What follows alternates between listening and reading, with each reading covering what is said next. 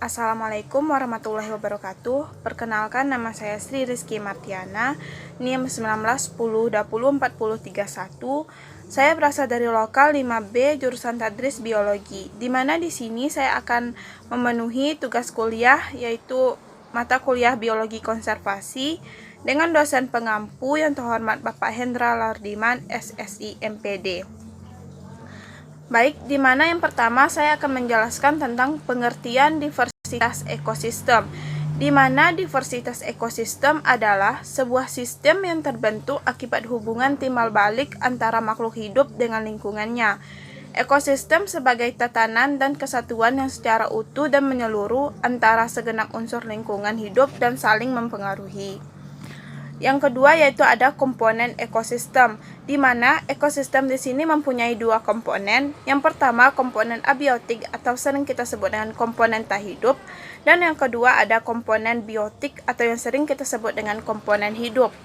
Dan untuk penjelasan komponen abiotik adalah komponen yang terdiri dari benda-benda tidak hidup yang ada di sekitar kita dan ikut mempengaruhi kelangsungan hidup, yaitu ada suhu, udara, air, cahaya matahari, tanah, topografi, dan juga iklim.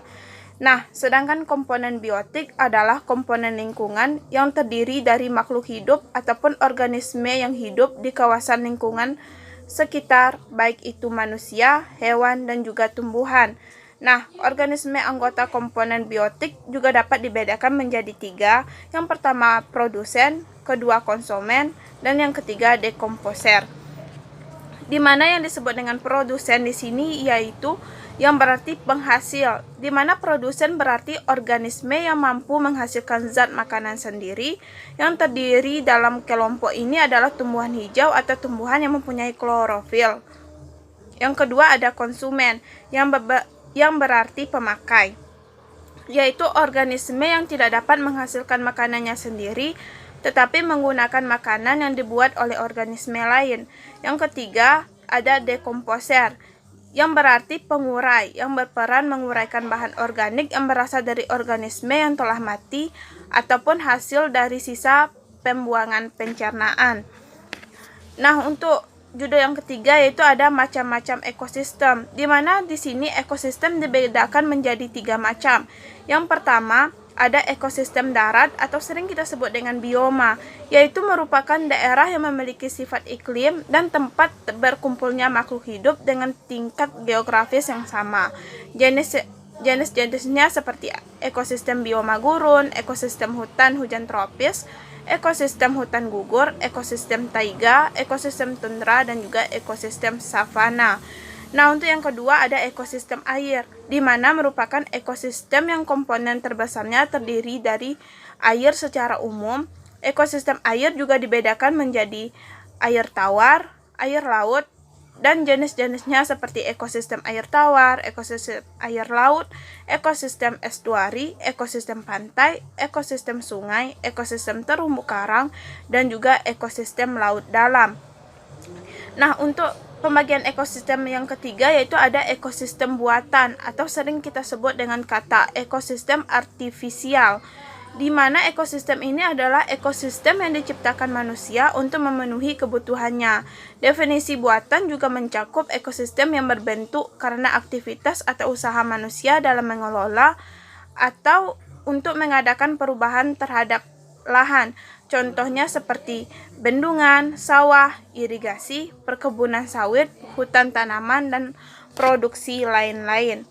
Nah, untuk hubungan habitat dan ekosistem, di mana kita ketahui ekosistem sendiri adalah tatanan secara utuh menyeluruh antara segenap unsur lingkungan hidup yang saling mempengaruhi.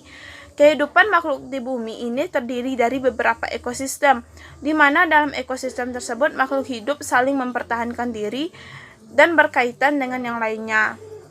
Nah, untuk hubungan habitat dan ekosistem ini dipelajari ekologi, di mana keterkaitan antara organisme dengan habitatnya, baik itu habitat di lingkungan abiotik maupun biotik.